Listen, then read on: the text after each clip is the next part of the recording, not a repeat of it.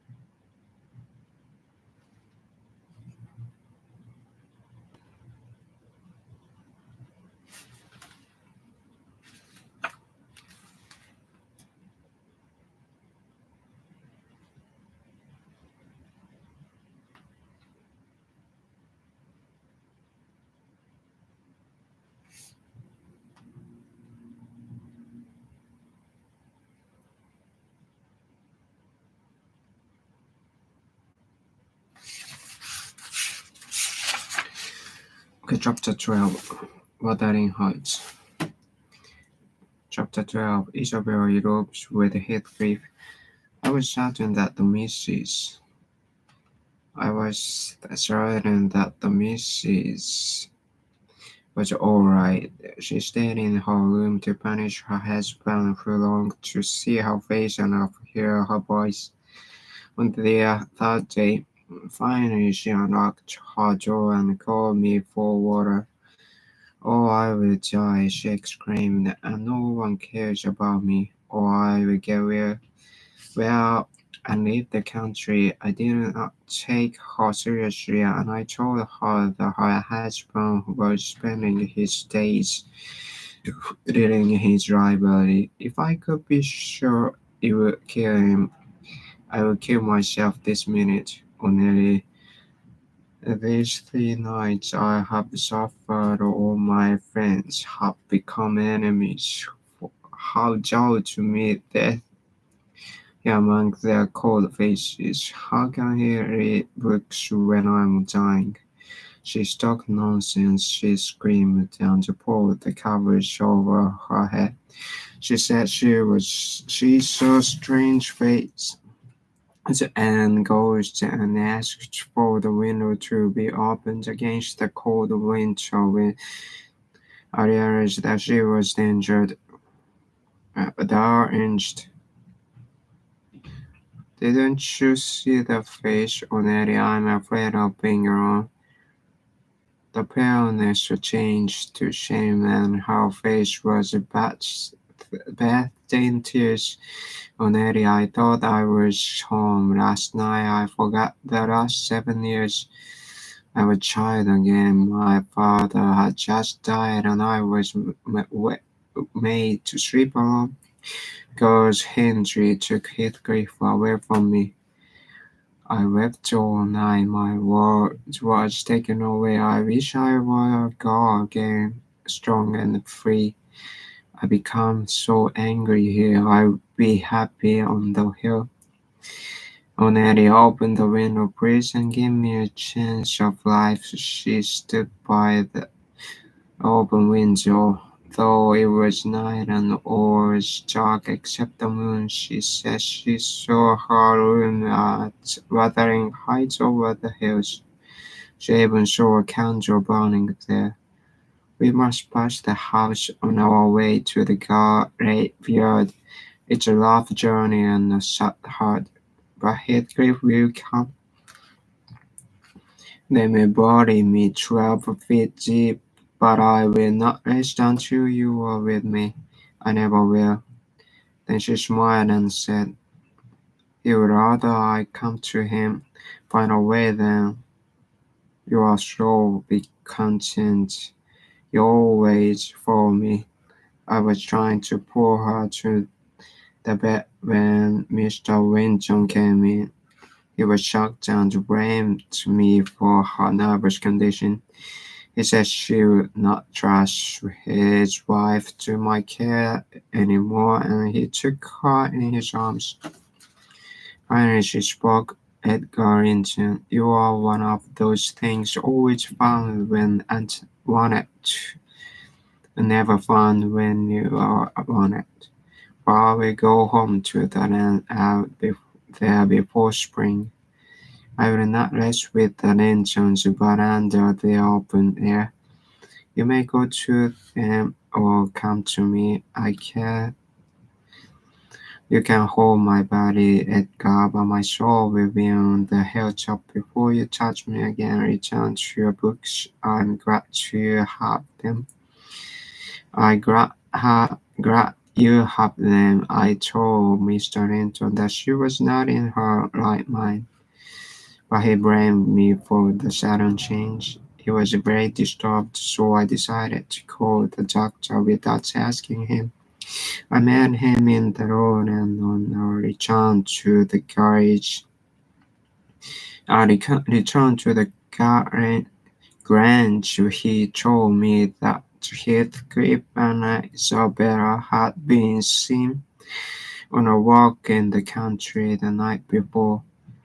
The news filled me with fresh fears. The whole house was up all night. The doctor told us to keep Catherine calm or her mind might not become normal again. Mr. Ransom hung over her pillow. It was early morning when Robin came running into the house shouting that Isabella had run off with Heathcliff. The whole town was talking about them since they stopped during the night there to have the horse made ready for a long journey. Mr. Ransom said no one should be sent for her. She left by her own choice and had disowned him that way. He added that things should be sent to her wherever she was.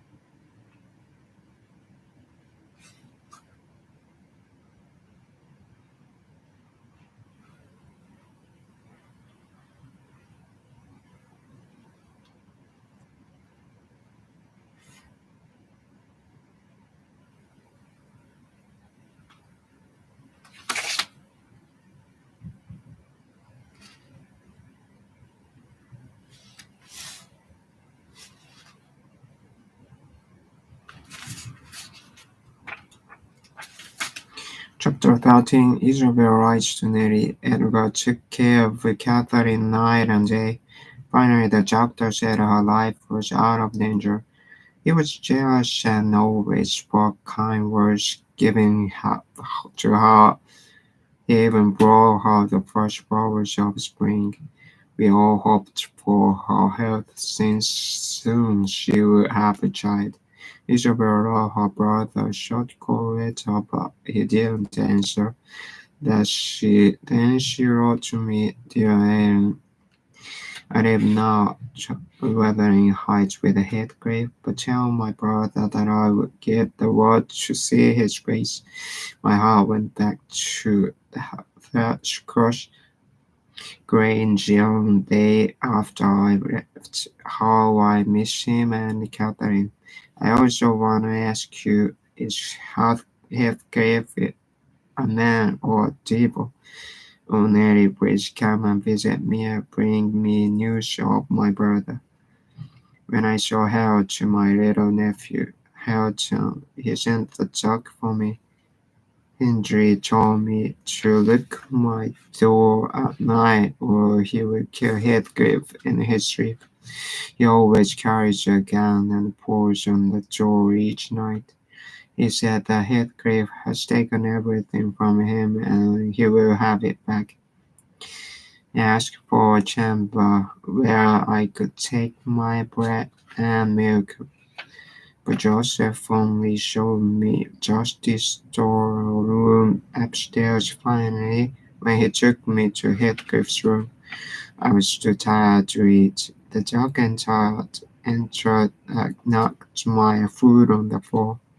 I cleaned it up and then fell into a deep sleep, broken by Heathcliff, who demanded, in his loving way, why I was in his room. I reminded him that he was carrying the key to our room. He said that no part of it was mine and that I would suffer because Edgar had made Catherine sick. Please come to visit me. I wait for you every day, Isabel. Chapter 14. Nearly visits Wuthering Heights again. I asked the master if I could carry a message of his forgiveness to his sister when I visit her. You may tell her I am not angry, but I am sorry to have lost her. If she wants to praise me, I ask that wolf she has married to leave the country, and I shall never write her. Mr. Elgar's coldness saddened saddened saddened me. I tried so soften his refusal as I walked over to Wuthering Heights. In the house, Heathcliff looked like a gentleman and Isabel a beast. I told her my master sends his love, ma'am, and his wishes for your happiness, but he thinks there should be no contact between the two houses. Her lip shook and she turned away. Heathcliff put questions about Catherine. I told him that it was Dusty, the captain near Catherine, nothing else. I will not leave Catherine to his duty. You must get me in the house to visit her, and do not compare my things for Catherine to him. If she would suffer from his loss, I would never touch him, but if she didn't care for him, I would tear his heart out and drink his blood. I would never keep him from her if she wanted to see him. That is how we are different, Neri. You must arrange for me to see her when Little is away, or I will break into the house with guns. You will make her sick again when she has almost forgotten you. She cannot forget me. She remembers me 1,000 times. For every time she remembers Rinton, she loves him little more than a dog. Miss Rinton doesn't look happy. Someone's love voice over me. She lives on dreams about me. She's free to live if she likes. I have done nothing against her by the law, but I hate her and could never love her. Oh, I think she knows this now. Go upstairs. I tell you, I have something to say to Erendine this way. Before I left the maid me promised to send him a letter telling him when Elgar won't be away and he could visit Catherine.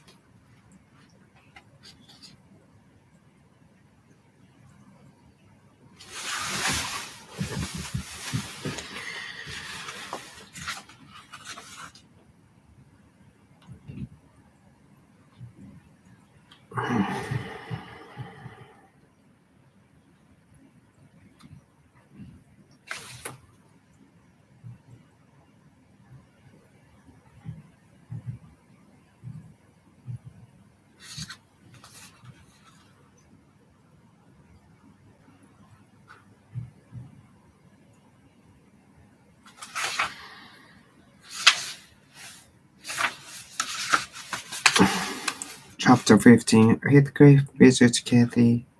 3 days later, the family were to church and gave her the letter. She was sitting in the white dress near an open window. As usual, the flash of her eyes was now a dreamy and sadness. She seemed to look out of this world. We could hear the church bells that day, but in the summer we could only hear the murmur of trees, leaves in the wind. When she came to Heathcliff's name, she pointed to it sadly, then looked at me questioningly.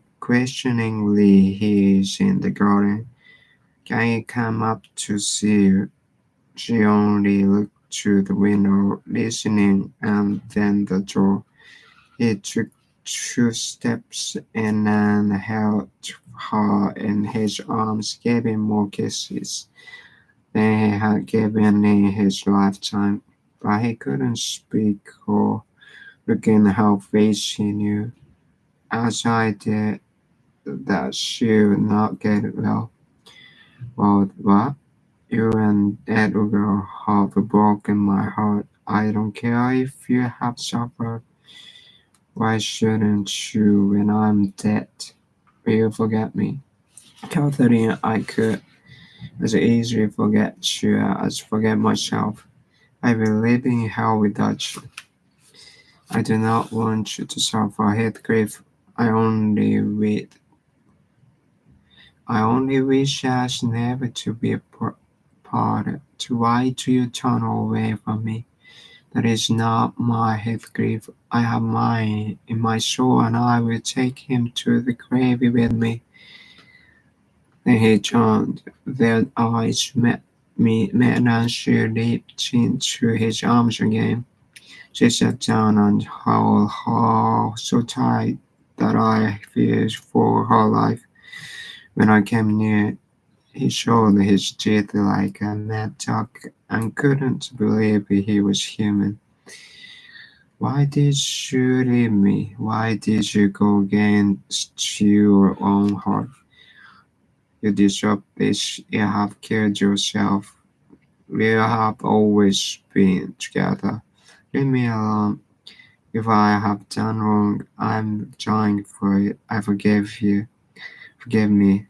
I forget what you have done to me. I have loved my murderer. But George, how can I? Their faces were hid against each other, brushed by each other's tears. I saw Mr. Hinton coming up the road, enjoying the afternoon that breathed as soft as summer. Again and again, I asked Heathcliff to go.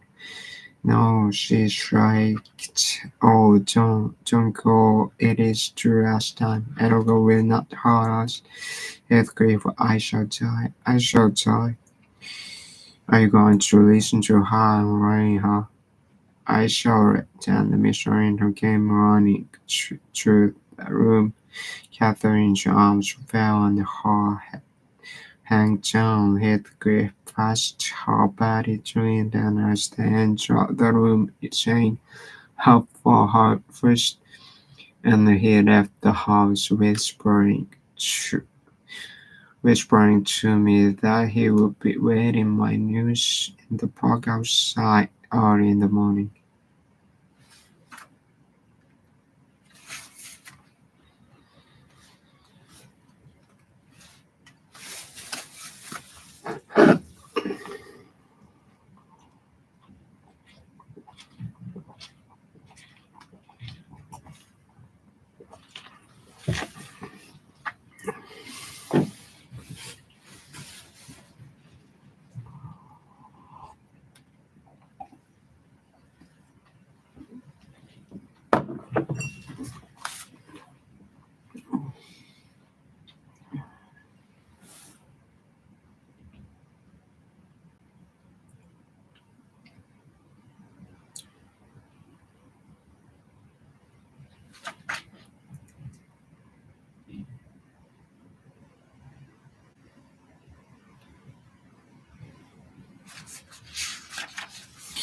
Chapter 16. Catherine dies after childbirth.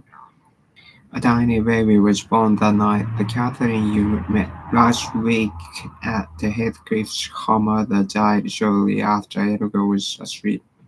His face looked almost as death-like as Catherine's, but she looked more beautiful than when I. While he looked in deep pain, I went out hurried to search for Heathcliff. When I found him standing under a tree, he spoke. She's dead. I knew before you came. Did she ask for me? She saw no one, no spoke. He groaned. Where is she? I pray one prayer be a ghost. Be with me always. Drive me mad. But do not leave me alone. I cannot live without my life. I cannot live without my soul. He struck his head on the tree, like an animal being cut with knives. Blood flew here and there. He saw that I was still there and sent me away. She was buried on the green slope where the plants from the moor climbed over her grave. Her husband's body is there to know. Isabel runs away and Henry dies. Chapter 17. The next day there was rain and snow. Flowers were hidden under the snow, and birds didn't sing. The door open, and Isabel almost fell to the fire. She was dripping with water and snow. Don't worry, I've run away from Heathcliff. I just want to take some of my clothes and get a carriage to town. I replied, my dear young lady, you must change clothes and rest here for a day. No, I cannot stay, though I would like to care for Edgar and the baby. I know he will not let me. Heathcliff, how I hate him, has spent the last week away from home. To be near Catherine, the region I am living is that I argued with him this morning. I told him that everyone knows that Heathcliff killed Catherine. She was happy with us until he came. And I told him that if Catherine had married him, she would have hated him too. He said he would kill me. But Henry jumped at him, and I ran out. She took a drink of tea, stepped on a chair, and kissed the pictures of Edgar and Catherine, and was carried off to town in the carriage, never to return. But she and Edgar did write often after things settled down. I think she lived near London. A son was born to Isabel a few months later. She named him Linton. Edgar couldn't remain unhappy. He didn't pray for Catherine's ghost to come to him. Instead, he loved his child, whom he named Kathy. Both Henry and Edgar were good husbands, but in trouble Henry's ship sank while Edgar was strong. He trusted God and God confirmed him. Henry died only 6 months after Catherine. I asked Miss Riddle to let me go over to Wuthering Heights. He finally let me go. Heathcliff watched the funeral in the house. Then he took a little hold on and said, now you are mine, sweet child. Let us see if two trees can grow bend in the same wind. Heathcliff owned Wuthering Heights now. Henry, Henry had lost everything to him. The lawyer told me Hareton, who should have been a young gentleman, was now sobbing. and he didn't even know he had been wronged.